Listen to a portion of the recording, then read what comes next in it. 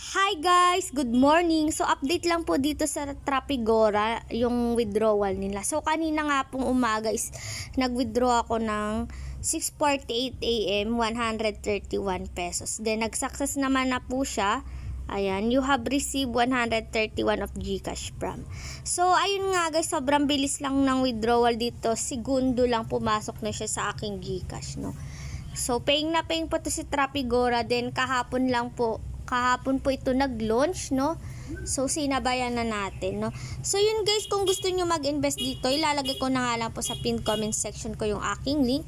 And ang minimum investment nga po dito is 300 pesos. Then medyo malaki yung kitaan niya. Yung 300 pesos mo kikita ng 90 pesos per day.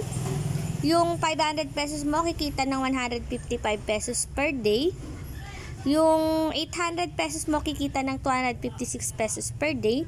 Yung 1,500 mo kikita ng 510 pesos per day. So sa 1.5, no, in just 3 days bawi mo na agad yung puhunan mo. May kasama pang tubo na 30 pesos. So ang maganda dito, wala po siyang withdrawal fee, then anytime pwede ka pong makapag-withdraw yan. So pinakamalaki nilang products is 45,000, pero i-avoid na lang po natin na mag-invest ng ganyang kalaki, 45,000, no. So in just 2 days ano mo na yan, no, bawi mo na, pero avoid na lang po natin para hindi po agad magsara yung platform, no. So yun lang guys, invest what you can afford to lose lang guys. Ilalagay ko na lang po sa pinned comment section ko yung aking link. And again guys, please subscribe to my channel for more videos and for more updates.